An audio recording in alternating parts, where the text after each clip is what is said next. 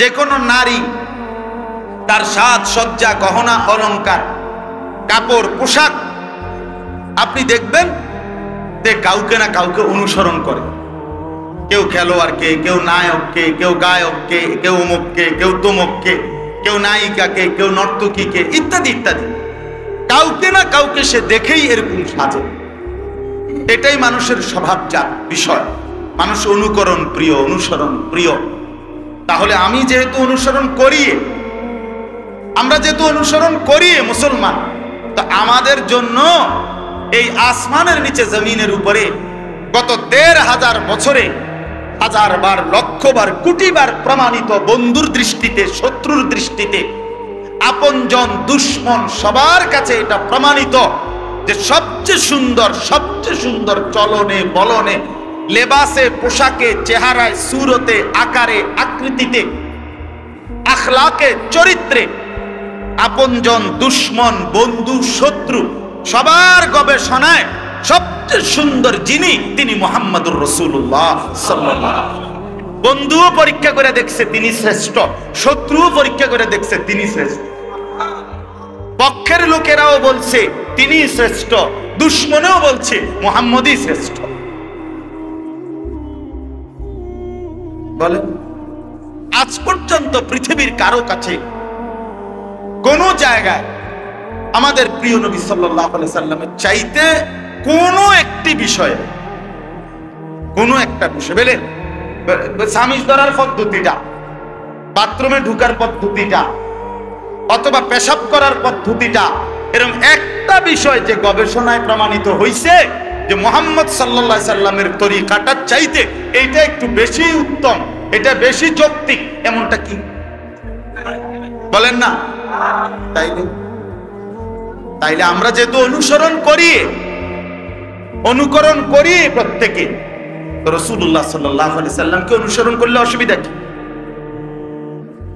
নবীজিকে অনুকরণ করলে অসুবিধাটা কি?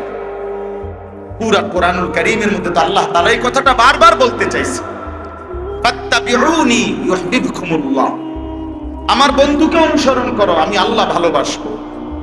ওয়াত্তাবিউহু লাআল্লাকুম তাহতাদুন, আমার বন্ধুকে অনুসরণ করো, নিশ্চিত হেদায়েত পেয়ে যাবা। ফাল্লাযীনা আমানু বিহি ওয়া আযযারুহু ওয়া নাসারুহু ওয়াত্তাবাউন নূরাল্লাযী উনজিলা বিহি, আল্লাহ তাআলা বলেন, যারা আমার বন্ধুর প্রতি ঈমান আনবে, আমার বন্ধুকে সম্মান করবে, আমার বন্ধুর কাজে, দ্বীনের কাজে সাহায্য করবে, এবং আমার বন্ধুর উপরে নাজিলকৃত কোরআনকে যারা অনুসরণ করবে, উলাইকা হুমুল মুফলিহুন, তারাই হবে সফল, কামিয়াব, কৃতকার্য, জান্নাতি। আরো কত আয়াত, আরো কত আয়াত। তাহলে এই জন্য আজকে যে আয়াতটা পড়ছি, এবারে এই আয়াতের কথাটা শুনেন, তাইলে আমার কথা শেষ। আপনাদের কাছে আমি আমার সাধ্যের সবটুকু এটা দিয়ে বুঝাইতে চাইছি, ইসলাহি মজলিস মানে নিজেকে সাজানোর মজলিস। বলেন কি? নিজেকে, এটা খুব দরকারি, খুব ফায়দা। ছোট মজলিসে বললে মনোযোগ থাকে ভালো। এই আপনারা যে এখন এনে বসছেন, মনোযোগ দিয়ে শুনতেছেন, বলতে সুবিধা, শুনতেও সুবিধা। বুট, মুড়ি, বন, বিড়ি, চা, বিস্কুট, ছটফুড়ি, তারপরে আপনার বেলুন, ফটকা, ফোলামাইয়া, দৌড়াদৌড়ি, উড়াউড়ি, ওই বড় মাহফিলে এই 4 ভাগের 3 ভাগ কাম হেনে জায়গা। আমরাই যাই বড় মাহফিলে, কিন্তু ওইখানে কি এই জাতীয় ঝামেলাটা বেশি। ছোট্ট মজলিসে, ইসলাহি মজলিস ছোট মজলিস, এখানে কথা বলা যায় সুবিধা, শুনতেও সুবিধা, হৃদয়ে পৌঁছে। এই জন্য আপনাদের কাছে অনুরোধ, ছোট্ট সরিষর হোক, যখনই সুযোগ হয় 2 মাসে 3 মাসে মাঝে মাঝে আপনারাও আপনাদের মসজিদে এরকম ইসলাহি মজলিস করার চেষ্টা করবেন। আল্লাহ তৌফিক দান করেন। চলেন এই আয়াতটা শুনে নেবার। 69 নম্বর আয়াত, 5 নম্বর পারা, 4 নম্বর সূরা, সূরা নিসা। এই আয়াতটা কেন নাজিল হলো, এটার একটা শানে নুজুল আছে ছোট্ট, এটা হলে এটা তর্জমা করলে বুঝবেন। আমাদের প্রিয় নবী সাল্লাল্লাহু আলাইহি ওয়াসাল্লাম তিনি একদিন নবীজির সামনে ওনার একজন হাবশি সাহাবী নবীজির সামনে এসে বসছেন। হাবশি মানে হলো কালো, নিগ্রু সাহাবী, একদম কুচকুচে কালো। হাবাসা, আবিসিনিয়া, আফ্রিকার অঞ্চল, এখনকার মানচিত্রে বলে ইথিওপিয়া। ইথিওপিয়া এই দেশটা। তো এই হযরত বেলাল রাদিয়াল্লাহু তাআলা আনহু যে এলাকার হাবশি, এই হাবশি একজন সাহাবী, কালো কুচকুচে কুৎসিত চেহারা। তিনি একদিন নবী সাল্লাল্লাহু আলাইহি সাল্লামের সামনে বসা নবীজিকে বলতেছেন, ইয়া রাসূলুল্লাহ, আমার একটা বিষয় জানার ছিল। আল্লাহ নবী সাল্লাল্লাহু আলাইহি ওয়াসাল্লাম বললেন, বলো। তো তিনি বললেন, ওই হাবশি সাহাবী, ইয়া রাসূলুল্লাহ, প্রথম কথা হলো বাহ্যিক সৌন্দর্য আপনার সারা দেহের মুবারকের মধ্যে, আপনার সমস্ত শরীর দেহ মুবারক আলাদা আলাদা এবং একত্রে, এই বাহ্যিক সৌন্দর্য এতটাই শ্রেষ্ঠতম সৌন্দর্যে আমার সাথে আপনার বাহ্যিক সৌন্দর্যের কোনো তুলনাই চলে না। আমি কালো, নিগ্রু। 2 নাম্বার হলো আভ্যন্তরীণ যে সৌন্দর্য, অন্তরাত্মার যে সৌন্দর্য ভিতরে, সেই সৌন্দর্য ঈমান, ইলম, হিকমত, তাকওয়া, সবর, বিভিন্ন উত্তম যে গুণাবলীগুলো, এগুলো আপনি সর্বশ্রেষ্ঠ, আপনার সাথে আমার কোনো তুলনা চলে না। তাহলে বাহ্যিক সৌন্দর্য আপনার সাথে আমার তুলনা নাই, আভ্যন্তরীণ সৌন্দর্য আপনার সাথে আমার কোনো কি নাই, তুলনা, কারোই নাই তুলনা। রাসূলুল্লাহ সাল্লাল্লাহু আলাইহি ওয়াসাল্লামের সৌন্দর্যের সামনে কারো সৌন্দর্যের কোনো তুলনা হয়? হয় না। রাসূলুল্লাহ সাল্লাল্লাহু আলাইহি ওয়াসাল্লাম হাদিসের মধ্যে আছে, নবীজি বলেন, গোটা সৃষ্টির অর্ধেক সৌন্দর্য আল্লাহ তাআলা ইউসুফ আলাইহিস সালামকে দান করছে, আর বাকি অর্ধেক গোটা মাখলুকাতকে আল্লাহ দান করছে। ওই বাকি অর্ধেক দিয়েই ফুল এত সুন্দর, পাখি এত সুন্দর, মাছ এত সুন্দর, মানুষ এত সুন্দর, আসমান চাঁদ এত সুন্দর। আর বাকি অর্ধেক পুরা কার কাছে আছে? ইউসুফ আলাইহিস সালামের কাছে আছে। তো আরবি ভাষার একটা নিয়ম হলো, মুতাকাল্লিম বক্তব্যের মধ্যে উপস্থিত থাকে না। অর্থাৎ আরবি ভাষায় এটা একটা সিস্টেম যে আল্লাহ রাসূল সাল্লাল্লাহু আলাইহি সাল্লাম এটাই বুঝাইতে চাইছেন যে এর এক তাফসীর, একটা অর্থ হইল ইউসুফকে আল্লাহ অর্ধেক সৌন্দর্য দিবেন, বাকি অর্ধেক গোটা মাখলুকাতকে দিবেন। তাহলে আমি রইলাম না, আমি তো মুতাকাল্লিম, মানে নবীজি নিজে, তিনি বুঝাইতে চাইছেন এখানে অর্ধেক, ওইখানে অর্ধেক, মুহাম্মদ পুরাটা।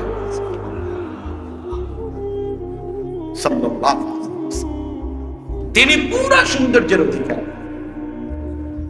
বাহ্যিক দিক থেকেও আভ্যন্তরীণ দিক থেকে, জামালেও তিনি মুকাম্মাল, কামালেও তিনি মুকাম্মাল। অর্থাৎ বাহ্যিক সৌন্দর্যও তিনি সবচেয়ে সুন্দর, আভ্যন্তরীণ সৌন্দর্যও তিনি কি সবচেয়ে। কত সাহাবীর বর্ণনা আছে, পূর্ণিমার চাঁদের দিকে বারবার তাকাইয়া, নবীজির চেহারা মুবারকের দিকে তাকাইয়া বলছে যে আল্লাহর কসম নবী, আপনি পূর্ণিমার চাঁদের চাইতেও বেশি সুন্দর।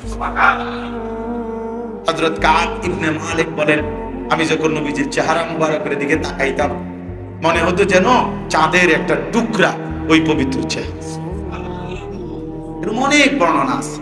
তো এই সাহাবী এবার জিজ্ঞেস করলেন, বলেন, ইয়া রাসূলুল্লাহ, ইয়া হাবশী সাহাবী, না আমার চেহারা আপনার সাথে তুলনার যোগ্য, না আমার আভ্যন্তরীণ আখলাক আপনার সাথে তুলনার যোগ্য, কিন্তু আমার একটা বড় সান্ত্বনা আছে নবী এখানে, যে আমি জীবনে সাদা সিধা মানুষ, কালো, নিগ্রু, কিন্তু আমি সারাক্ষণই যত দুঃখ, যন্ত্রণা, ব্যথা, পেরেশানি, অস্থিরতা, জীবনের যে কোনো হালাতে আমি যখনই যে অবস্থায় থাকি, একটু থেকে একটু পেরেশান হলেই, একটু থেকে একটু মন খারাপ হলেই আমি আপনার কাছে আসি, আর আপনার চেহারা মুবারকের দিকে তাকাইলে নবী, খোদার কসম, আমার পেরেশানি একবারেই দূর হয়ে যায়।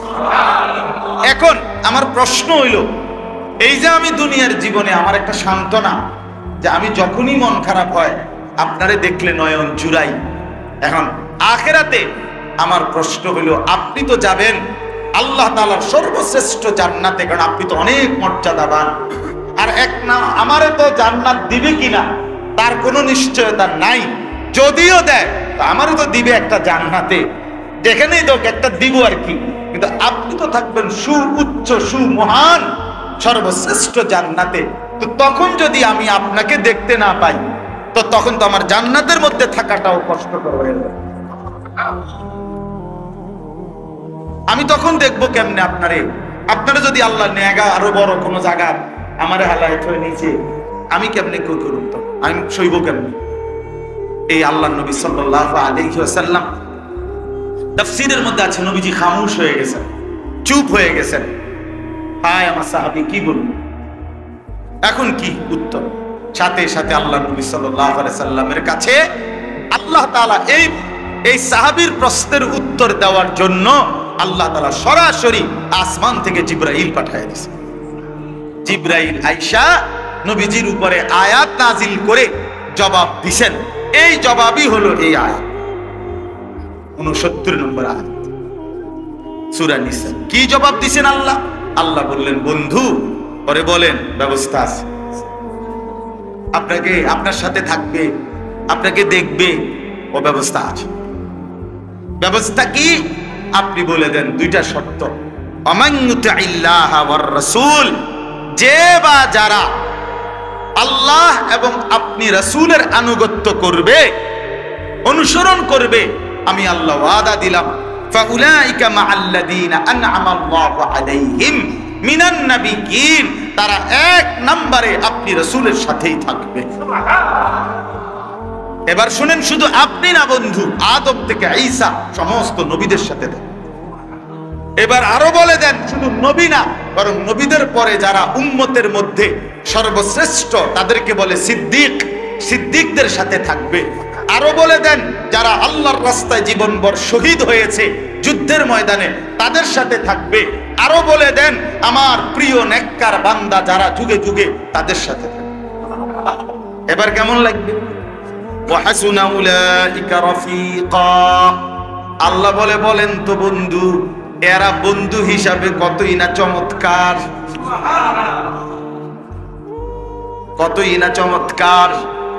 ওয়া হাসুনা উলাইকা রাফিকা, হাসরের ময়দানে দাঁড়িয়ে যদি বন্ধু দেখি, আমি যখন এমন জায়গায় দাঁড়াইলাম, যদি ডানে বামে দেখতে পাই, এদিকে আবু বকর, ওমর, ওসমান, আলী, ওই যে দেখা যায় আব্দুল কাদের জিলানী, বাইজিদ বুস্তামি, জুনায়েদ বাগদাদি, ওই যে দেখা যায় আবু হানিফা, শাফিঈ, ওই যে দেখা যায় বুখারী, মুসলিম, এমন মহান মানুষগুলো। আর আমরা যদি উঠি সেই জায়গায়, সেই মানুষগুলোর সাথে, আর জান্নাতেও যদি থাকতে পারি তাদের সাথে, নবীদের সাথে, সিদ্দিকদের সাথে, শহীদদের সাথে, আল্লাহর নেক বান্দাদের সাথে। আল্লাহ নিজেই বলছে, বলো না বান্দা, কত না উত্তম বন্ধু হবে তারা। হাসুনা উলাইকা রাফিকা, আল্লাহ তাআলা বললেন, বন্ধু বলে দেন, আপনার আনুগত্যের হক আদায় করতে, সুন্নাতের হক আদায় করতে, আপনাকে অনুসরণের হক আদায় করলে আমি আল্লাহ ওয়াদা দিলাম, আমি আল্লাহ আপনার সাথেই ওরে জান্নাতে দেব। শর্ত হলো আপনার অনুসরণ করতে হবে কি? সুন্নাতের অনুসরণ। আরো রয়েছে, এরপরে এই সাহাবী, কি আবেগের সাহাবী, এই হাবশী সাহাবী এবার কি বলছে শুনেন। আরেকটা প্রশ্ন করছে, বলছে, ইয়া রাসূলুল্লাহ, আচ্ছা তাহলে এটা বুঝলাম, আপনারা যদি পূর্ণ অনুসরণ করতে পারি তাহলে আপনার সঙ্গী হব, আপনারা দেখতে পারবেন। এখন আমার দ্বিতীয় প্রশ্ন হলো, আপনি যখন আল্লাহকে দেখবেন আমার লগে রাখবেন?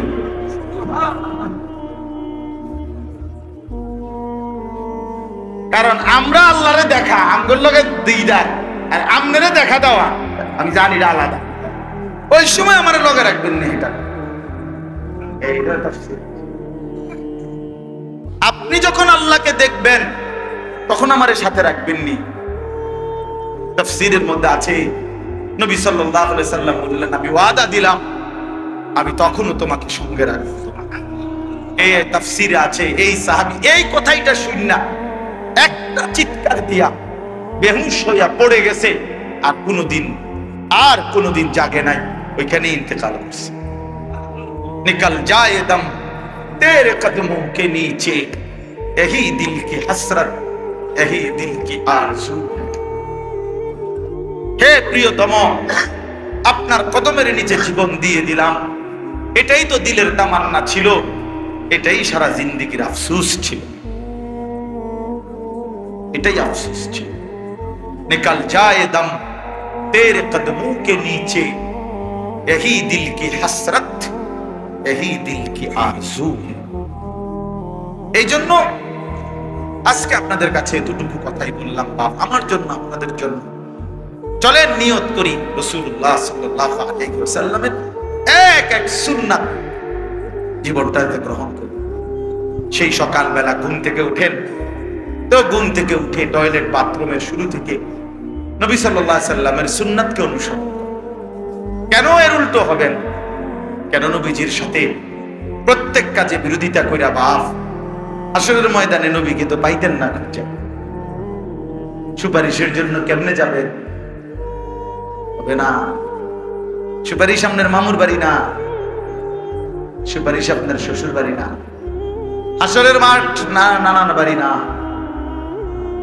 হ্যাঁ, আল্লাহর রহমত, আল্লাহর দয়া, পুরা দিন মানা যদি তৌফিক না হয়, রাসূলুল্লাহ সাল্লাল্লাহু আলাইহি সাল্লামের সুপারিশ কেমনে মিলবে? হযরত মাওলানা তারিক জামিল সাহেব, পাকিস্তানের দাওয়াত ও তাবলীগের বিশ্ববিখ্যাত মুরব্বী, উনি বলছেন, আল্লাহ তাআলা বলছে কোরআনে, বন্ধু আপনাকে সামনে রাখা আপনার উম্মতের আমলনামা আমি আল্লাহ খুলবো একটা করে, আপনার সামনে খুলবো। তো তিনি বলেন, আল্লাহ নবী সাল্লাল্লাহু আলাইহি সাল্লাম উম্মতের আমলনামা নবীজির সামনে খুলবে। এই আয়াত এটা যখন নবীজি পড়তেছিলেন, আবার এক সাহাবীর থেকে শুনতেছিলেন, হাদিস আছে নবীজি তখন অঝরে কাঁদতেছিলেন। আর আল্লাহর নবী কেন কাঁদতেছিলেন?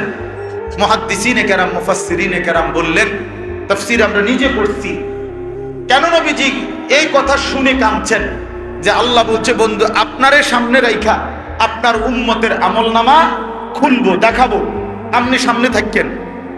এইটা শুনে নবীজি খুব কাঁদছে। কেন কাঁদছে? তাফসীরের মধ্যে লিখছে, এই জন্য কাঁদছে নবীজি, নবী তৎক্ষণাৎ মনে পড়ছে, হায় আমার উম্মত যদি বদ আমল আর নাফরমানি করে জিন্দেগি আমল নামাটা আইনা খুলে আমার সামনে, আমি এত বড় রাসূল, আমার মাথাটা তো ছোট হয়ে যাবে, আমি আমার সেই উম্মতের জন্য সুপারিশ করবো কেমনি যদি আমার উম্মত আমারে বেইজ্জতি করে, যদি উম্মত আমার তায়েফের রক্তের কথা ভুলে যায়, আমার উম্মত যদি আমার উহুদের দান্দার শহীদের কথা ভুলে যায়, আমি কি কষ্ট না করেছি, আমি কি পরিমাণ চোখের পানি ফেলেছি, আমি কতদিন পেটে পাথর বাঁধছি, আমি কি পরিমাণ কষ্ট করে, এত কষ্ট করে 23 বছরে আমার দিন বুঝায় গেলাম, আমার উম্মতের কাছে দিবা রাত্রি বলে গেলাম। এই জন্য হযরত মাওলানা তারিক জামিল সাহেব বলে, বহু উম্মতের আমলনামা খুলে নবী যখন দেখবে ফজরের নামাজ নাই, 5 ওয়াক্ত নামাজ দিনের পর দিন নাই, পৃষ্ঠার পর পৃষ্ঠা নামাজ নাই, 30 বছর সুদের লেনদেন, 30 বছর মিথ্যার লেনদেন, 30 বছর দুর্নীতি, 50 বছরের হায়াতটা এভাবে শেষ করছে, গানে গানে, নাচে নাচে, টেলিভিশনে টেলিভিশনে, বিড়িতে, সিগারেটে, মদে, জুয়াতে, নাচে গানে, নাটকে, সিনেমায়, এইভাবে বরবাদ করে দিছে হারাম উপার্জনে। খোদার কসম, হযরত মাওলানা তারিক জামিল সাহেব বলে, আল্লাহর নবী তখন এই আমলনামা দেখে ওই উম্মতকে সামনে রাখা নিজের পিঠের চাদর, নিজের গায়ের চাদর সরাইয়া পিঠ দেখাইয়া বলবে, উম্মত তুই আমার পিঠটা দেখ, আমি এই পরিমাণ তায়েফের ময়দানে পাথরের আঘাত সয়েছি, আমার পিঠটা চালনির মতো ছিদ্র হয়ে গেছে, বিনিময়ে তুই আমার সামনে এটা কি দেখাইলি? এভাবে ভুলে গেলা? আচ্ছা তখন কি বলবেন? কেমনে বলবেন? বলেন না বাবা, চলেন বদলে যায়। কি বলেন? ইনশাআল্লাহ নিজেকে বদলাই, চেহারা সুন্দর করেন, আখলাক সুন্দর করেন, নিজের জীবন সুন্দর করেন। হারামের রোজগার করে লাভ হবে না, হারামের রোজগার করে লাভ হবে না, হারামের রোজগার করে লাভ হবে না। অনেক টাকা জমাইয়া নিরাপত্তা মিলে না দুনিয়া। এই যে আমরা দেখতেছি না প্রতিদিন, ওই কোটি কোটি টাকা থাকার পরেও তো নিরাপত্তা নাই। ছোটবেলায় না আমরা শুনলাম বলে যে টাকা থাকলে বাঘের চোখও পাওয়া যায়। কই বাঘের চোখ তো পাওয়া যায় না, টাকা তো আছে, বর্ডারে তো ফারুইতে না। প্রতিদিন ধরা খায়, প্রতিদিন ধরা খায়, দুর্নীতিবাজ ধরা খায়, সালেম ধরা খায়, তো কি লাভ হবে? সবক নেন, শুধু শুধু শুধু শুধু এই দুনিয়া নিয়ে কামরা কামড়ি না করে চলেন সবাই মিলে মালিককে রাজি। রাসূলুল্লাহ সাল্লাল্লাহু আলাইহি সাল্লামের সুন্নাতের ইত্তেবা অনুসরণ করুন। আল্লাহ আমাদেরকে তৌফিক দান করেন, আমাদের পুরো জিন্দেগি সুন্দর করেন। আল্লাহ তাআলা এই মজলিসকে কবুল করে নেন। আলহামদুলিল্লাহ। আল্লাহুম্মা আনতাস সালাম ওয়া আনতাস সালাম তাবারাকতা ইয়া যাল জালালি ওয়াল ইকরাম।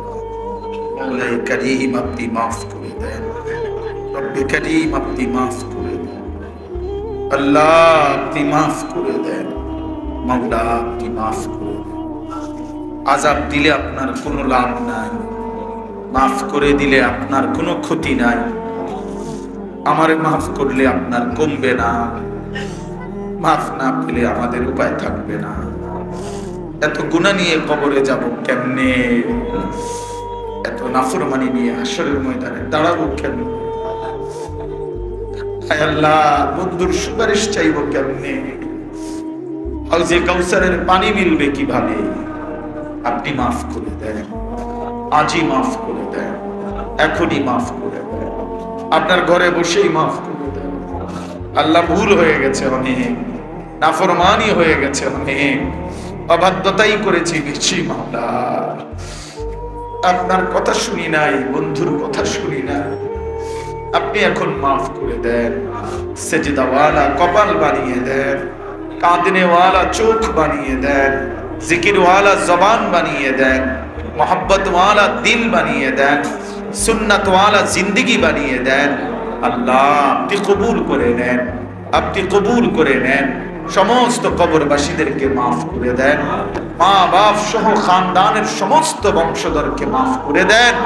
আল্লাহ যে যাকে হারিয়েছি মাফ করে দেন, কিয়ামত পর্যন্ত কবরের আযাব মাফ করে দেন। স্ত্রী সন্তান পরিবারকে নেক জিন্দেগি দান করেন, নাফরমান বিবি দিয়েন না আল্লাহ, নাফরমান সন্তান দিয়েন না মাওলা, বেহায়া বেপর্দা বেনামাজি সন্তান দিয়েন না, বউ বাচ্চার কারণে বেইজ্জতি কইরেন না, স্ত্রী সন্তানের কারণে হাসরের ময়দানে লজ্জা দিয়েন না মাওলা। ঘর পরিবার সবাইকে নিয়ে সুন্নাত মোতাবেক রাসূলুল্লাহর তরিকা মোতাবেক চলার তৌফিক দান করেন। আজকের এই ইসলাহি মজলিস আপনি কবুল করে নেন, আগামী দিনেও ইন্তজাম করার তৌফিক দান করেন। আমার এই বাবা ভাইরা বড় বেশি মনোযোগ দিয়ে আল্লাহ আপনার কথাই শুনেছে। আপনি প্রত্যেকের জিন্দেগিতে বরকত দেন, চেহারায় বরকত দেন, আখলাকে বরকত দেন, উপার্জনে বরকত দেন, কামাই রুজিতে হালাল বরকত দান করেন। হারাম থেকে বাঁচান, হারাম থেকে বাঁচান, হারাম থেকে বাঁচান, হারামের লোকমা থেকে বাঁচান, হারাম রোজগার থেকে বাঁচান। প্রবাসী যারা বিদেশে সহি সালামতে নিরাপদে রাখেন, যুবক ছেলেগুলোকে নামাজি বানিয়ে দেন, বয়স্ক চাচা বাবাদেরকে আরো বেশি নেক আমলের তৌফিক দান করেন, মা বোনদেরকে পর্দা পুশিদা দান করেন, সকলকে ঈমান আমলের দৌলত দান করেন। রব্বির হামহুমা কামা রাব্বায়ানি সগীরা। সুবহান রাব্বিকা রব্বিল ইজ্জাতি আম্মা ইয়াসিফুন ওয়া সালামুন আলাল মুরসালিন ওয়ালহামদুলিল্লাহ। আমার যে ছোট্ট মাদ্রাসাটা কুমিল্লা ক্যান্টনমেন্ট ময়নামতি, এই কথা দিল দিয়ে বুঝতে হবে। হাসলেও মরে যাবেন, কাঁদলেও মরে যাবেন, শরীর সুস্থ থাকলেও একদিন মৃত্যু হবে, রোগ শোকে পড়লেও মৃত্যু হবে। রাজপ্রাসাদ আর অট্টালিকাতে যে রাত কাটায় সেও মরে যাবে, কুড়ে ঘরে আর ফকির সেও একদিন কবরে চলে যাবে। নাকি বলেন? বলেন সবাই বলেন, আমরা সবাই যেতে হবে কিনা বলেন? অতএব যেটা নিশ্চিত মৃত্যু, এটাকে ভুলে যাওয়া ঠিক না। আখেরাত নিশ্চিত, কুরআনুল কারীমের মধ্যে আল্লাহ বলছে ওয়াবিল আখিরাতি হুম ইউকিনুন। মুমিন তাকে বলে, মুত্তাকি তাকে বলে, জান্নাতি বান্দা তাকে বলে, মুসলমান তাকে বলে। আল্লাহ তাআলা বলে যে আখিরাতকে ইয়াকিনের সাথে বিশ্বাস করে। ভাষা ভাষা না, ধারণা না, আখিরাত তার ইয়াকিন। আগুনে লাগলে পুড়ে যায়, এটা আমাদের ধারণা না, ইয়াকিন। কথা বুঝেন নাই আমার? আগুনে পুড়ে যায়, আমরা সবাই ইয়াকিন বিশ্বাস করি। এটা পানিতে ডুবে যায়, এটা আমাদের ইয়াকিন, এটা ধারণা না। মানুষে তো কয় আগুনে বেলে ফুরে যায়, মনে ফুরেও হইতেও পারে, এমনি নি মানুষে কয় এটা। তো আল্লাহ তাআলা বলেন বান্দা আখিরাতের ব্যাপারটা তুমি এই মনে করো না যে আরে হুজুররা তো কয়, বারবার কয়, মনে হইতেও পারে, হইতেও পারে, হ্যাঁ এটারই আখিরাত না। সাহাবায়ে কেরাম রাসূলুল্লাহ সাল্লাল্লাহু আলাইহি ওয়াসাল্লামের সোহবতে, সান্নিধ্যে, কিতাবের মধ্যে আমরা পড়ছি সাহাবীদের হালাত ছিল এমন যেন তারা আখিরাতকে 24 ঘন্টা চোখের সামনে দেখতেন। ওয়াবিল আখিরাতি হুম ইউকিনুন, আখিরাতের ব্যাপারে ইয়াকিন, একেবারে মজবুত ইয়াকিন। আল্লাহ তাআলা এটা চাইছেন, আখিরাত যেন বান্দা 1 সেকেন্ডের জন্য ভুলে না যায়, মৃত্যুকে যেন ভুলে না যায়। মৃত্যু মানে শেষ না, মৃত্যু মানে সমাপ্তি না। দুনিয়ার ভদ্রলোকরা, দুনিয়ার জেনারেল লাইনের অনেক শিক্ষিত মানুষ, ওরা এগুলাকে বলে যে তিনি 60 বছর 70 বছর বিভিন্ন সেবামূলক মানব কল্যাণে বিভিন্নমুখী অবদান রেখে 70 বছরে তিনি তার জীবনের সমাপ্তি টানলেন। সমাপ্তি মানে কি? শেষ, অর্থাৎ 70 বছর পরে তিনি শেষ, আর কিছু নাই ওনার জীবন। না না, এটা মিথ্যা কথা। জীবনের সমাপ্তি হয় না। মৃত্যু মানে সমাপ্তি নয়, মৃত্যু মানে এন্ড নয়, মৃত্যু মানে সমাপ্তি না, মৃত্যু মানে স্থানান্তর, মৃত্যু মানে ইন্তেকাল। মানুষ কেবল স্থানান্তর হয়, মানুষ কোনোদিন শেষ হয় না, হয় না, হবে না, কোনোদিনও না, কোনোদিনও না। মানুষের কোনো শেষ নাই, মানুষের কোনো শেষ নাই, মানুষ কেবল স্থানান্তর হয়। মাটি থেকে মানুষ বীর্যের ফোঁটা হয়, আল্লাহর কুদরতে বীর্যের ফোঁটা থেকে মায়ের জরায়ুতে যায়, মায়ের জরায়ু থেকে 9 মাসে ধীরে ধীরে পরিবর্তন হতে হতে একদিন মায়ের পেট থেকে মানব সন্তান হয়ে বের হয়, আবার পরিবর্তন হয়, আবার পরিবর্তন হইয়া কিশোর, যুবক, বৃদ্ধ, অথবা তার আগেই কবরে চলে যায়। কবর থেকে আবার হাসরের মাঠে, হাসরের মাঠ থেকে আবার আমলনামা নিবে, আল্লাহর মুখোমুখি যাবে, মিজানের পাল্লার সামনে ওজনের জন্য যাবে, ফুলসিরাত পার হবে, জান্নাত কিংবা জাহান্নামে যাবে। তো জান্নাতে গেলেও, এই ভাই এই কথাটা বুঝলেই বুঝবেন, জান্নাতে গেলেও চিরস্থায়ী, জাহান্নামে গেলেও চিরস্থায়ী। খালিদিনা ফিহা আবাদা, কোরআন শরীফে বারবার এই কথাটা আছে। জান্নাতি, সমস্ত জান্নাতে জান্নাতি থাকবে অনন্তকাল, চিরস্থায়ী, জাহান্নামেও চিরস্থায়ী। তো মানুষ শেষ হইল কেমন? কথা বোঝেন নাই? মানুষ শেষ হয়েছে তাইলে? মানুষ যদি জান্নাতে যায় তাইলেও স্থায়ী, যদি জাহান্নামে যায় তাইলেও কি শেষ হইল? কই শেষ নাই, অনন্তকাল, অনন্তকাল। এজন্য আখিরাত ভুলতে নাই। যে আখিরাত ভুলে যায়, মৃত্যুকে ভুলে যায়, আল্লাহর কসম এটা বোঝা উচিত। আমিও, আপনিও, বাবারাও, নওজোয়ানরাও, পর্দার আড়ালের মা বোনরাও, আখিরাত ভুলে গেলে মুসলমান থাকে না। পরকাল যার জেহেন থেকে সরে গেছে, যার ধ্যানে, চিন্তায়, চেতনায়, চলাফেরায়, উঠা বসায়, লেনদেনে আখিরাত, আখিরাতের বলতে কিছুই তার মনে নাই, তারে মুসলমান বলে না, মুসলমান বলে না।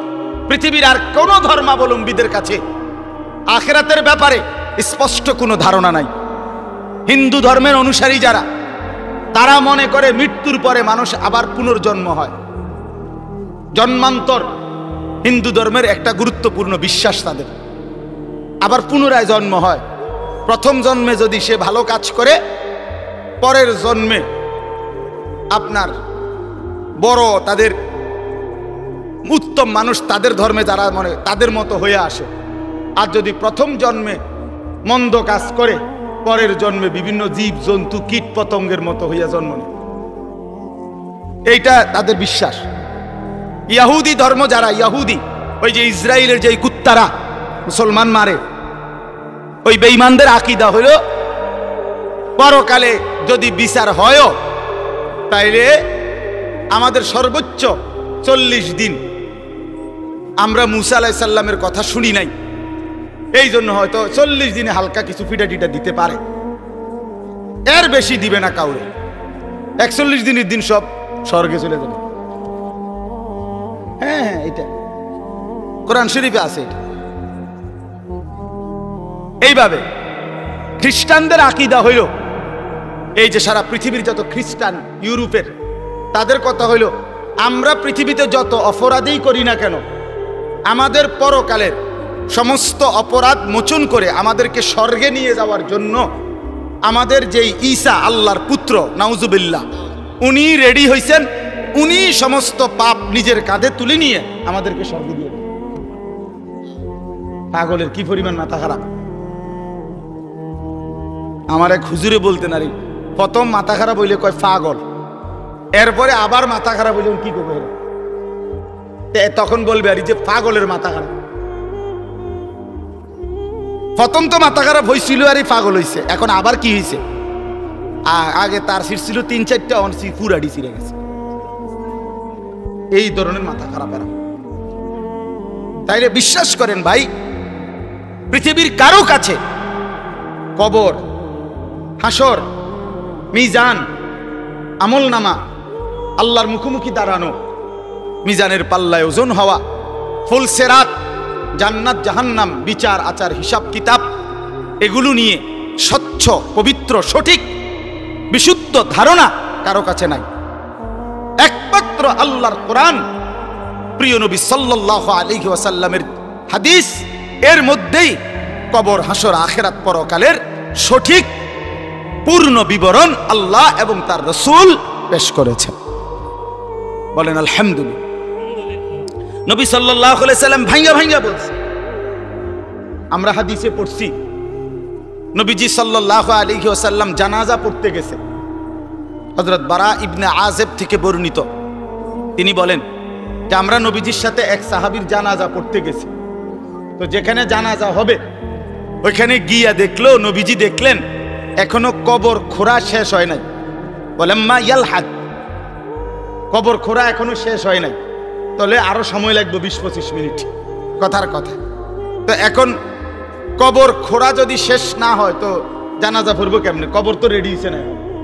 তো নবীজি সাল্লাল্লাহু আলাইহি সাল্লাম সাথে সাথে ওইখানেই বসে গেছেন। সাহাবীরা গোল হয়ে চারদিকে বসছে, ওই যারা জানাজা পড়তে আসছিল। আল্লাহ নবী সাল্লাল্লাহু আলাইহি সাল্লাম হাতের মধ্যে একটা লাঠি, মানে কাঠি, ছোট মনে করেন একটা কাঠির মতো কিছু নিয়া নবী সাল্লাল্লাহু আলাইহি সাল্লাম মাথা নোয়াইয়া ওই মাটির মধ্যে কিছুক্ষণ এরকম আঁকা আঁকি করছে। হযরত বারা সাহাবী বলেন, কোনো মানুষ চিন্তিত হইলে যেরকম নিজে নিজে যেরকম দাগ দেয়, মানে মনে করেন আপনি একটা কিছু গভীর চিন্তা করতেছেন, তো হাতের মধ্যে একটা চাবি আছে, দেখবেন চাবিটারে সে ঘুরায়, অথবা একটা না একটা কিছু মানে বোঝা যায় সে একটা কি আছে, চিন্তার মধ্যে আছে। তো সাহাবী বলেন যে ওই ছোট যে লাঠিটা, এটা এরকম দাগ দিতেছে, আঁক দিতেছে, আমরা বুঝতেছি যে গভীর কোনো চিন্তা করতেছে। এরপরে নবীজি বললেন সাহাবীদেরকে 3 বার, প্রথম বললেন ইস্তাইযু মিন আযাবিল কবর, সাহাবীরা আল্লাহর কাছে দিবানিশি কবরের আযাব থেকে পানাহ চাও, কবরের আযাব থেকে আল্লাহর কাছে মুক্তি চাও। 3 বার বলছে কথাটা। মুসলমান মানে এই কথা দিলের মধ্যে ইয়াকিন রাখতে হবে। 24 ঘন্টা হার হালাতে, সকল অবস্থায় আল্লাহ আমাকে দেখে। কি বলেন? আল্লাহ আমাকে দেখে।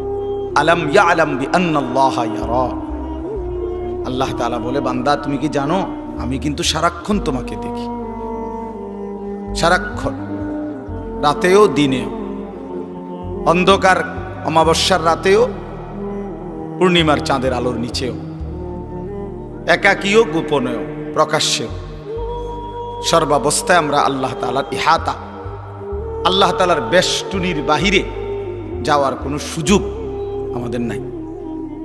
কোরআন শরীফে আছে, আল্লাহ তাআলা বলেন, ইয়া মা'শারাল জিন্নি ওয়াল ইনস ইন ইসতাতা'তুম আন তানফুযু মিন আকতারিস সামাওয়াতি ওয়াল আরদ ফানফুযু। সূরা আর রহমানের মধ্যে আছে। আল্লাহ তাআলা বলেন, হে জিন এবং মানুষ, যদি নাফরমানি করতেই মন চায় তো আমি আল্লাহর আসমানের সীমানা, জমিনের সীমানা ছেড়ে দাও, আমার সীমানার থেকে বেরিয়ে পড়ো, দেখো পারো কিনা। আল্লাহ তাআলা বলে, লা তানফুজুন ইল্লা বিসুলতান, আমি ক্ষমতা না দিলে কেউই নিজের যোগ্যতায়, নিজের ক্ষমতায় আমার সীমানা পার হইতে পারবে না। বুঝেন নাই? পারবে? আমরা আসলে পারমু না। এভাবে বহু আয়াতের মধ্যে আল্লাহ তাআলা কোরআনুল কারীমে কথা বারবার বলছে, বান্দা তুমি আমার বেষ্টনীর ভিতরে, লাকাদ আহসাহুম ওয়া আদ্দাহুম আদ্দা। আল্লাহ তাআলা বলেন, আমি বান্দাকে বেষ্টন করে আছি এবং তার পুরা জিন্দেগি গুনে গুনে রাখছি, গুনে গুনে রাখতেছি, একটা জাররা, একটা হিসাব বাদ যাবেন, বাদ যাবেন। আহসাহুল্লাহু ওয়া নাসু। আল্লাহ তাআলা বলেন, বান্দা আমি গুনে রেখেছি, তুমি ভুলে গেছো, তোমার হয়তো মনে নাই তোমার পুরা হায়াত আমি আল্লাহ তাআলা হিসাব করে রাখছি। হাসি দিছো কয়টা, কাঁদছো কয়বার, হাত উপরে উঠাইছো কয়বার, নিচে নামাইছো কয়বার, অক্সিজেন গ্রহণ করছো নিঃশ্বাস কয়বার, আবার ছেড়ে দিছো নিঃশ্বাস কয়বার। আল্লাহ তাআলা বলেন, সব আমার ফেরেশতা হিসাবের মধ্যে লিখে রাখছে, সব হিসাব। এজন্য বাপ, এটা বহুতই জরুরি বিষয়। নিজেরে বুদ্ধিমান ভাবতে নাই, নিজেরে চালাক মনে করতে নাই। পৃথিবীর সবাইকে ফাঁকি দিলে কি হবে? আল্লাহকে ফাঁকি দেব কিভাবে? আল্লাহকে ফাঁকি দেব কিভাবে? আর বিচার তো আল্লাহ করবেন, ফায়সালা তো আল্লাহ করবেন। দুনিয়ার সবাই বলল ভালো, মালিক জানে আমি অসৎ, লাভ কি হল? এই জন্য আমরা প্রত্যেকেই একাকী গুনার ব্যাপারে সতর্ক থাকি। যুবক ছেলে যারা আছো তোমরা ভাই, এটা তোমাদের মধ্যে বেশি দোস্ত। রাতের আধারে তুমি মনে করো কেউ দেখে না, এই জন্য তুমি সারা রাত মোবাইলের মধ্যে নাচ গান ছবি দেখো। দোস্ত আমার, মনে রাখো, যে মালিকের চোখ দিয়ে দেখতেছো সে মালিক তোমারে দেখে। যার হাত দিয়ে মোবাইল চালাচ্ছ তিনি কিন্তু দেখেন, তিনি দেখেন। ওয়াকাফা বিদুনুবি ইবাদিহি খাবীরাম বাসীরা। আল্লাহ তাআলা বলেন, আমার বান্দার সমস্ত গুনার হিসাব রাখার জন্য আমি আল্লাহ একাই যথেষ্ট, আমি একাই যথেষ্ট। তুমি দেখবা আমি আল্লাহ তাআলার কাছে হাসরের ময়দানে যখন তোমার আমলনামা দেয়া হবে, নিজ চোখে তুমি দেখবা, লা ইউগাদিরু সগীরাতান ওয়ালা কাবীরাতান ইল্লা আহসাহা। আল্লাহ তাআলা বলেন, বান্দা নিজেই বলবে, আল্লাহ ছোট কিংবা বড় আমার জীবনের কোনো কিছুই তো এই হিসাবের খাতার থেকে বাদ দেয় নাই, সবই তো উঠায় ফেলছে। কারে দিয়া লেখাইলেন? একটা বিন্দু, একটা নিঃশ্বাস, একটা হাসি কান্না, ভালো মন্দ কিছুই তো বাদ দেয়। এইভাবে নিখুঁত আমলনামা তৈরি করছে ফেরেশতা। এই ডান কাঁধে বাম কাঁধের ফেরেশতা এক সেকেন্ডের জন্য বিশ্রাম করে না। ফেরেশতার কোনো বিশ্রাম নেই, ফেরেশতার কোনো ক্লান্তি নেই। সৃষ্টিগতভাবেই তারা এমন। ফেরেশতা আল্লাহর হুকুমের বিরোধিতা করতেই পারে না, ফেরেশতা আল্লাহর হুকুমের অবাধ্য হইতেই পারে না, সিস্টেমে নাই। এই লাইটটা নিজে নিজে বন্ধ হইবার কোনো যোগ্যতাই নেই। এটা আমরা মানুষরা এটা সুইচ বন্ধ করতে হবে, অথবা ওই বিদ্যুৎ যেখানে চলে যায় সেখানেও তো সুইচ বন্ধ হয়। কিন্তু এইটা নিজে যে আমি 1 ঘন্টা ধরে জ্বলছি, এখন একটু বন্ধ হই, এরকম কি ক্ষমতা আছে কি? নাই। ফেরেশতা এমন। এজন্য এটা মনে রাখা চাই। আমার বুঝলেও ভালো, আপনি বুঝলেও ভালো। বয়স্ক বাবারা বুঝলেও ভালো, নওজোয়ান সাথী তোমরা বুঝলেও ভালো। নিজেকে কোনোভাবেই চালাক মনে করতে নেই। আল্লাহ তাআলা বলেন, বান্দা তুমি তোমারে বুদ্ধিমান ভাইব না। বুদ্ধিমান কোন নাফরমান বুদ্ধিমান হয় না, খোদার কসম। আল্লাহ তাআলা বারবার কোরআনে বলছে, কোন বেঈমান কোন নাফরমান বুদ্ধিমান হয় না। তো বলে যে কাফের বেঈমানরা দুনিয়ার কত কিছু আবিষ্কার করছে না। আপনারা একটা জিনিস বুঝেন না, সহজ হিসাব হইল আল্লাহ তাআলা যখন যাকে দিয়ে যে কাজটা করাবেন তাকে ওই বুদ্ধি ওই মেধা আল্লাহ দিয়েই দেন। এই জন্য আপনি যদি বলেন যে বেটা ট্রাক আবিষ্কার করছে বানাইছে মনে করে, তো এই ছোট্ট মোবাইলটা তো হে মনে এমনি বানাইতে পারবে, কারণ এত বড় ট্রাক যে বেটা বানাইতে পারছে, এবারটা কি আর এই মোবাইলটা বানাইতে পারতো না? কথা বোঝেন নাই? পারবে নাকি? এই তো এই ফাইল না, এটা তো ছুড়ো। এত বড় ট্রাক যেহেতু বানাইছে, উনি ইচ্ছা করলে তো মোটরসাইকেল এটা তার লাগে কোনো বিষয় না। এটা নিয়ে যুক্তির কথা বুঝছেন না হিসাবটা? না, এটা কোনো যুক্তি না। আল্লাহ তাআলা এক একজনের মাথায় এক একটা কি মেধা যোগ্যতা আল্লাহ দিয়েছেন, আল্লাহ দিয়েছেন। এই জন্য আল্লাহ তাআলা কোরআনের কারিমে বলছে, সমস্ত বেঈমান লা ইয়াকিলুন, এদের আকল নেই। লা ইয়াফকাহুন, এরা বুঝে না, এরা বুঝে না। লা ইয়ালামুন, এরা কিছুই জানে না। আল্লাহকে না চিনলে কিছুই চিনা হয় না। আল্লাহর কুদরত না দেখলে আল্লাহর কসম ওই চোখ কিছুই দেখে না। আল্লাহর কথা কানে না শুনলে ওই কান মূলত বধির, সেই কান আসলে শুনেই না।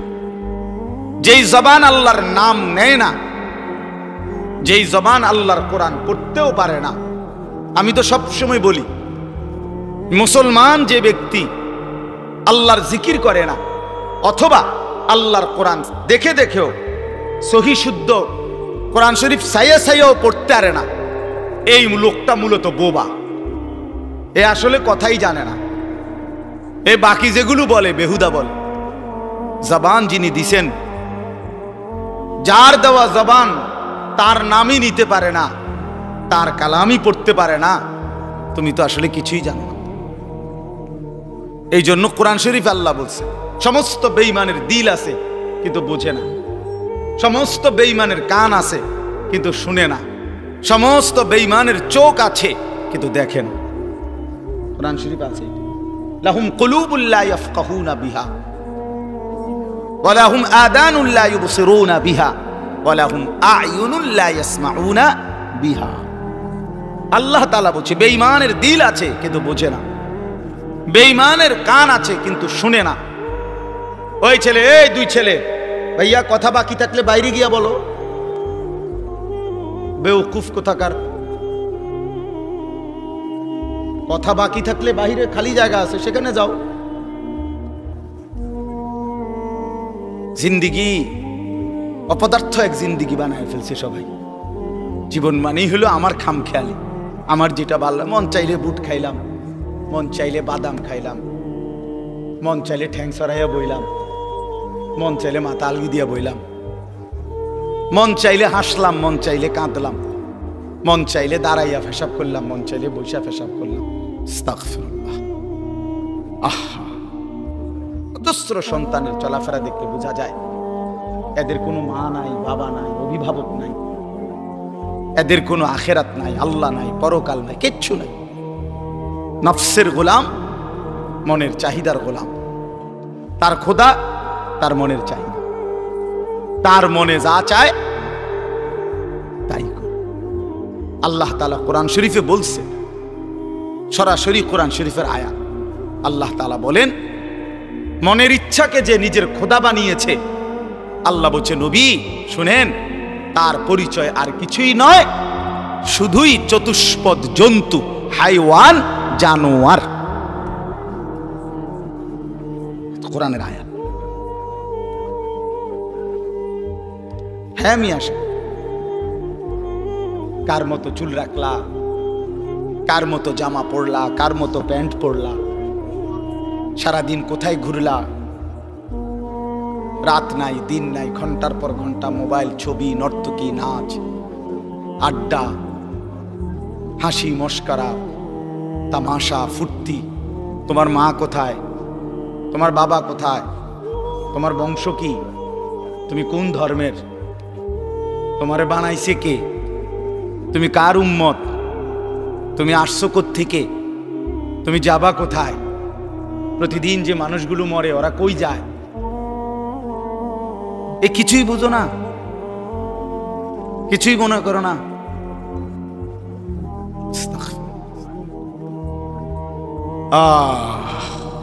চলো ভাই, এই জন্য বললাম বাপ, এটা জরুরি বিষয়। আমি ওই মাওলানা ইয়াহিয়ার কথা থেকে বলতেছিলাম। আল্লাহ তাআলা 24 ঘন্টা নজর রাখে। আল্লাহ তাআলা বলে, বান্দা আমি দেখি আমার চোখের সামনে তুমি কেমনে নাফরমানি করো, কেমনে নাফর। এতবার নিষেধ করলাম, একবারও আমার কথা শুনলা না। এতবার আদেশ করলাম, একবারও শুনলা না।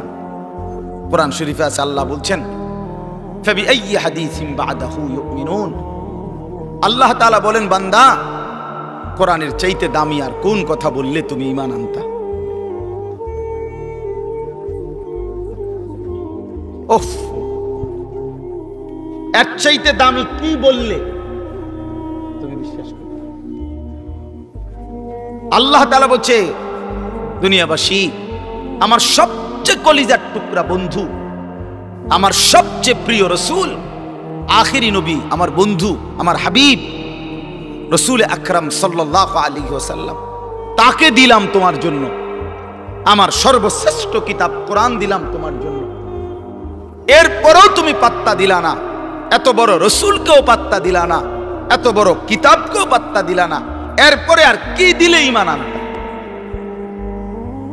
আর কি বললে সেজদা করতা? আমার মতো মালিক আর কতবার বললে তুমি সেজদা দিতা? আমার রাসূল কতবার কাঁদলে, আর কতদিন কাঁদলে? 23টা বছর তো কাঁদছেন বন্ধু আমার। সেই বন্ধু আর কত কাঁদলে তুমি নামাজ পড়তা? আম্মা জান আয়েশা রাদিয়াল্লাহু তাআলা আনহা বলেন, নবীজির স্ত্রী বলেন, আমি একদিন দেখছি এশার নামাজের কিছুক্ষণ পরে নবীজি হুজরার মধ্যে আমার কামরায় আমার স্বামী, আমার নবী, আমার রাসূল সাল্লাল্লাহু আলাইহি সাল্লাম তিনি দাঁড়াইছেন। দাঁড়িয়ে আল্লাহ তাআলার কাছে নামাজের নিয়ত বাইদা উম্মতের জন্য দোয়া করতে শুরু করছেন। আম্মা জান আয়েশা বলেন, দুনিয়াবাসী, আল্লাহর কসম, ফজরের আজানের পূর্ব পর্যন্ত এক দাঁড়ানোতে আমি দেখছি নবীজি সারাটা রাত কাঁদছেন আর উম্মতের জন্য দোয়া করছেন। সারা রাত, সারা রাত। ইন তুআযিবহুম ফাইন্নাহুম ইবাদুক ওয়া ইন তাগফির লাহুম ফাইন্নাকা আনতাল আজিজুল হাকীম। এই দোয়াটা করছি, আল্লাহ আমার উম্মত আপনার বান্দা, আপনি বানাইছেন, যারে আপনি বানাইছেন তারে আপনি চাইলেই শাস্তি দিতে পারেন, এটা তো আমি জানি। আপনি শাস্তি দিলে আপনারে বাধা দিবে কে? কারণ আপনার গোলাম, আপনার বান্দা, আপনি বানিয়েছেন, আপনি মনিব, আপনি মালিক। কিন্তু ওয়া ইন তাগফির লাহুম, ওফ, নবীজি বলেন, আল্লাহ কিন্তু এই বন্ধুর দিকে তাকাইয়া, আপনি তো আমারে খুব ভালোবাসেন, আমার দিকে তাকাইয়া যদি আমার উম্মতরে মাফ করে দেন, তাইলে আপনারে বাধা দিবে কে?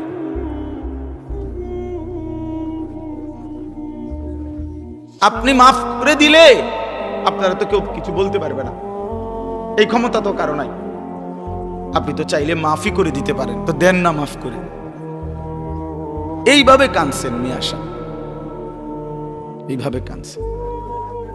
রাতেও মনে পড়ে না, দিনেও মনে পড়ে না, বছরের পর বছর, দিনের পর দিন, কোনদিন আল্লাহর কথা মনে পড়ে না, রাসূলুল্লাহ সাল্লাল্লাহু আলাইহি সাল্লামের সুন্নাতের অনুসরণ করা মনে করে না। কেমনে পার হইবেন বাপ? হ্যাঁ, এত বছর দাড়ি কাইটা আখিরাতে পার হইবেন কেমনে? 30 বছর সুদ খাইয়া আখিরাতে পার হইবেন কেমনে? হ্যাঁ, কোনদিন ফজরের নামাজ পড়েন না, আখিরাতে পার হইবেন কেমনে? আপনার বিবি কোনোদিনও পর্দা করে না, এই বোন পার হবে কেমনে? 30 বছর ধরে প্রতিদিন আপনার ঘরে রঙিন টেলিভিশন চলে, আপনার বিবি বাচ্চারা নাচ গান নর্তকীর ছবি নাটক সিনেমা দেখে, মুক্তি পাইবেন কেমনে বাবা? বলেন, সবাই বলেন, ফিকির করেন, ভেবে দেখেন। কি বুঝাই দিবেন আল্লাহকে, কি বুঝাই দিবেন রাসূলুল্লাহ সাল্লাল্লাহু আলাইহি সাল্লাম? নবীজি কিছুই জিজ্ঞেস করবে না? কি মনে করেন আপনারা এমনি সবাই সুপারিশ করবে মানে কি? কিছুই জিজ্ঞাইতো না, কোনো কাগজপত্র কিছুই দেখবে না নাকি? কথা বলেন না। তাইলে রাসূলুল্লাহ সাল্লাল্লাহু আলাইহি সাল্লাম সুপারিশ করবে মানে কি? মানে কোনো কথা নাই, শুধু আপনি গিয়ে দাঁড়াইবেন আর আমরা ব্যস্ত বুঝ দিয়ে লাগবে নাকি? তো তাইলে হিসাব করলো কেন? ডান কাদের বাম কাদের ফেরেশতা লিখলো কেন? আমল নামা তৈরি হইলো কেন? মিজানের পাল্লায় ওজন হবে কেন? হাসরের ময়দান বিচারের ময়দান বলা হইলো কেন? বুঝেন নাই কথা? তো এজন্য এটা অনুভব করা উচিত। রাসূলুল্লাহ সাল্লাল্লাহু আলাইহি সাল্লাম সরাসরি তাফসিরে আছে, আমরা পড়ছি বাবা। আল্লাহ তাআলা যেদিন নবীকে বলছেন, বন্ধু আপনার সামনে আমি আপনার উম্মতের আমলনামা খুলব, এই কথা নবী যখন শুনছেন, আল্লাহ নবী সাল্লাল্লাহু আলাইহি সাল্লাম অঝরে কাঁদছেন। কেন কাঁদছেন? মুহাদ্দিসিনে কেরাম বলে, নবীজি চিন্তা করছে, ভাবতেছিলেন, হায় আমার উম্মতের আমলনামা যদি আমার সামনে খুলে আর আমি যদি দেখি পৃষ্ঠার পর পৃষ্ঠা গুনাহ নাফরমানি, আমি সেই চেহারা আমার মালিকের সামনে কেমনে দেখাবো? আমি কেমনে বলবো সর্বশ্রেষ্ঠ নবীর উম্মত এমন নাফরমান কেমনে হয়? বুঝেন নাই? এই জন্য বিষয়টারে এত তামসা মনে করেন না। রাসূলুল্লাহ সাল্লাল্লাহু আলাইহি সাল্লামের ভালোবাসা আপনার জায়গা থেকে আপনি বুঝে নিয়েন। আপনি যেই তরিকাতে আছেন, আপনি তরিকা লইয়া আমার টানাটানি নাই, আপনার পিসাব লইয়া আমার টানাটানি নাই, আপনার দরবার নিয়ে আমার টানাটানি নাই।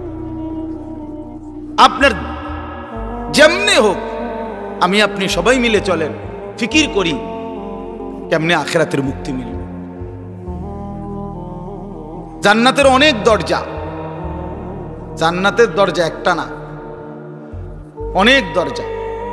যে কোনো এক দরজা দিয়ে ঢুকতেই, এই এখন শুনামু আপনার ঘরে, এখন পড়ছি, ওয়ানাযা'না মা ফি সুদুরিহিম মিন গিল্লি, আল্লাহ বলেন আমার যতগুলো বান্দাকে আমি জান্নাত দেব, ঢুকবার আগেই আমি তাদের কলিজা থেকে চিরদিনের জন্য হিংসা বিদ্বেষ রাগ ক্ষোভ ক্রোধ সরাই দেব। ইখওয়ানান, সবাইরে ভাই ভাই বানায় দেব। আলা সুরুরিম মুতাকাবিলিন, সমস্ত জান্নাতি পরস্পর পরস্পরের মুখোমুখি হয়ে আনন্দ আর ফুর্তিতে মজে থাকবে।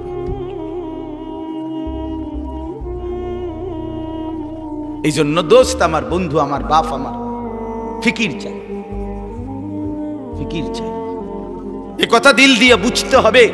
হাসলেও মরে যাবেন, কাঁদলেও মরে যাবেন, শরীর সুস্থ থাকলেও একদিন মৃত্যু হবে, রোগ শোকে পড়লেও মৃত্যু হবে।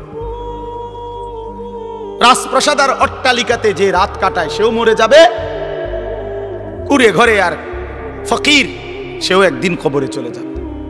নাকি বলেন? বলেন, সবাই বলেন, আমরা সবাই যেতে হবে কিনা বলেন?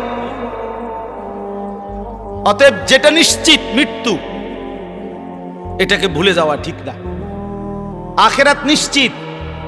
কোরআনুল কারীমের মধ্যে আল্লাহ বলছে, ওয়াবিল আখিরাতি হুম ইউকিনুন, মুমিন তাকে বলে, মুত্তাকি তাকে বলে, জান্নাতি বান্দা তাকে বলে, মুসলমান তাকে বলে।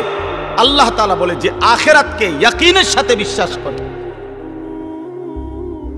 ভাষা ভাষা না, ধারণা না, আখিরাত তার ইয়াকিন। আগুনে লাগলে পুড়ে যায়, এটা আমাদের ধারণা না, ইয়াকিন। কথা বোঝেন নাই আমার? আগুনে পুড়ে যায়, আমরা সবাই ইয়াকিন বিশ্বাস করি। এটা পানিতে ডুবে যায়, এটা আমাদের ইয়াকিন, এটা ধারণা না। মানুষে তো কয় আগুনে বলে ফুরে যায়, মনে ফুরেও হইতেও পারে, এমনি নি মানুষে কয় এটা। তো আল্লাহ তাআলা বলেন, বান্দা আখিরাতের ব্যাপারটা তুমি এই মনে করো না যে আরে হুজুররা তো কয়, বারবার কয়, মনে হইতেও পারে, হইতেও পারে, হ্যাঁ এটারই আখিরাত না। সাহাবায়ে কেরাম রাসূলুল্লাহ সাল্লাল্লাহু আলাইহি ওয়াসাল্লামের সোহবতে, সান্নিধ্যে, কিতাবের মধ্যে আমরা পড়ছি সাহাবীদের হালাত ছিল এমন যেন তারা আখিরাতকে 24 ঘন্টা চোখের সামনে দেখতেন। ওয়াবিল আখিরাতি হুম ইউকিনুন, আখিরাতের ব্যাপারে ইয়াকিন, একেবারে মজবুত ইয়াকিন। আল্লাহ তাআলা এটা চাইছেন, আখিরাত যেন বান্দা 1 সেকেন্ডের জন্য ভুলে না যায়, মৃত্যুকে যেন ভুলে না যায়। মৃত্যু মানে শেষ না, মৃত্যু মানে সমাপ্তি না। দুনিয়ার ভদ্রলোকরা, দুনিয়ার জেনারেল লাইনের অনেক শিক্ষিত মানুষ, ওরা এগুলাকে বলে যে তিনি 60 বছর 70 বছর বিভিন্ন সেবামূলক মানব কল্যাণে বিভিন্নমুখী অবদান রেখে 70 বছরে তিনি তার জীবনের সমাপ্তি টানলেন। সমাপ্তি মানে কি? শেষ, অর্থাৎ 70 বছর পরে তিনি শেষ, আর কিছু নাই ওনার জীবনে। না না, এটা মিথ্যা কথা। জীবনের সমাপ্তি হয় না। মৃত্যু মানে সমাপ্তি নয়, মৃত্যু মানে এন্ড নয়, মৃত্যু মানে সমাপ্তি না, মৃত্যু মানে স্থানান্তর, মৃত্যু মানে ইন্তেকাল। মানুষ কেবল স্থানান্তর হয়, মানুষ কোনোদিন শেষ হয় না, হয় না, হবে না, কোনোদিনও না, কোনোদিনও না। মানুষের কোনো শেষ নাই, মানুষের কোনো শেষ নাই, মানুষ কেবল স্থানান্তর হয়। হ্যাঁ, মাটি থেকে মানুষ বীর্যের ফোঁটা হয়, আল্লাহর কুদরতে বীর্যের ফোঁটা থেকে মায়ের জরায়ুতে যায়, মায়ের জরায়ু থেকে 9 মাসে ধীরে ধীরে পরিবর্তন হতে হতে একদিন মায়ের পেট থেকে মানব সন্তান হয়ে বের হয়, আবার পরিবর্তন হয়, আবার পরিবর্তন হইয়া কিশোর, যুবক, বৃদ্ধ, অথবা তার আগেই কবরে চলে যায়। কবর থেকে আবার হাসরের মাঠে, হাসরের মাঠ থেকে আবার আমলনামা নিবে, আল্লাহর মুখোমুখি যাবে, মিজানের পাল্লার সামনে ওজনের জন্য যাবে, ফুলসিরাত পার হবে, জান্নাত কিংবা জাহান্নামে যাবে। তো জান্নাতে গেলেও, এই ভাই এই কথাটা বুঝলেই বুঝবেন, জান্নাতে গেলেও চিরস্থায়ী, জাহান্নামে গেলেও চিরস্থায়ী। খালিদিনা ফিহা আবাদা, কোরআন শরীফে বারবার এই কথাটা আছে। জান্নাতি, সমস্ত জান্নাতে জান্নাতি থাকবে অনন্তকাল, চিরস্থায়ী, জাহান্নামেও চিরস্থায়ী। তো মানুষ শেষ হইল কেমন? কথা বোঝেন নাই? মানুষ শেষ হইছে তাইলে? মানুষ যদি জান্নাতে যায় তাইলেও স্থায়ী, যদি জাহান্নামে যায় তাইলেও কি শেষ হইল? শেষ নাই, অনন্তকাল, অনন্তকাল। এজন্য আখিরাত ভুলতে নাই। যে আখিরাত ভুলে যায়, মৃত্যুকে ভুলে যায়, আল্লাহর কসম এটা বোঝা উচিত, আমিও আপনিও, বাবারাও, নওজোয়ানরাও, পর্দার আড়ালের মা বোনরাও। আখিরাত ভুলে গেলে মুসলমান থাকে না। পরকাল যার জেহেন থেকে সরে গেছে, যার ধ্যানে, চিন্তায়, চেতনায়, চলাফেরায়, উঠা বসায়, লেনদেনে আখিরাত, আখিরাতের বলতে কিছুই তার মনে নাই, তারে মুসলমান বলে না, মুসলমান বলে না। পৃথিবীর আর কোন ধর্মাবলম্বীদের কাছে আখিরাতের ব্যাপারে স্পষ্ট কোনো ধারণা নাই। হিন্দু ধর্মের অনুসারী যারা, তারা মনে করে মৃত্যুর পরে মানুষ আবার পুনর্জন্ম হয়, জন্মান্তর হিন্দু ধর্মের একটা গুরুত্বপূর্ণ বিশ্বাস তাদের। আবার পুনরায় জন্ম হয়, প্রথম জন্মে যদি সে ভালো কাজ করে, পরের জন্মে আপনার বড়, তাদের উত্তম মানুষ, তাদের ধর্মে যারা মনে তাদের মতো হয়ে আসে। আর যদি প্রথম জন্মে মন্দ কাজ করে, পরের জন্মে বিভিন্ন জীব জন্তু কীট পতঙ্গের মতো হইয়া জন্ম নেয়। এইটা তাদের বিশ্বাস।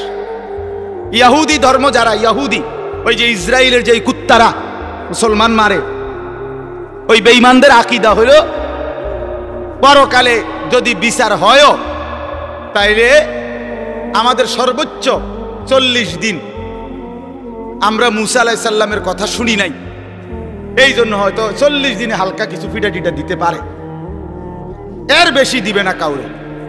41 দিনের দিন সব স্বর্গে চলে যাবে। হ্যাঁ, এটা কোরআন শরীফে আছে। এটা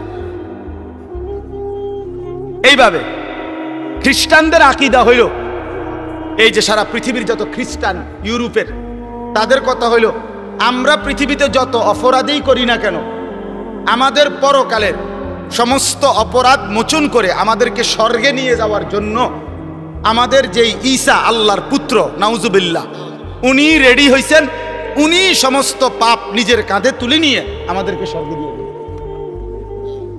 পাগলের কি পরিমাণ মাথা খারাপ! আমার এক হুজুরে বলতেন, আরে প্রথম মাথা খারাপ হইলে কয় পাগল, এরপরে আবার মাথা খারাপ হইলে কি করবে, তখন বলবে আর যে পাগলের মাথা খারাপ। প্রথম তো মাথা খারাপ হয়েছিল আর পাগল হয়েছে, এখন আবার কি হয়েছে? আগে তার সিট ছিল 3-4টা, অনসি পুরাডি ছিঁড়ে গেছে। এই ধরনের মাথা খারাপ এরা।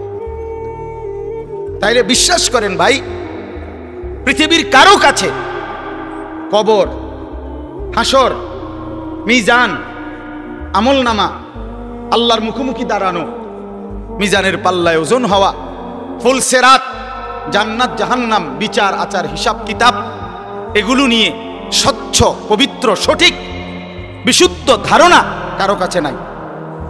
একমাত্র আল্লাহর কোরআন, প্রিয় নবী সাল্লাল্লাহু আলাইহি ওয়াসাল্লামের হাদিস, এর মধ্যেই কবর, হাসর, আখিরাত, পরকালের সঠিক পূর্ণ বিবরণ আল্লাহ এবং তার রাসূল পেশ করেছেন।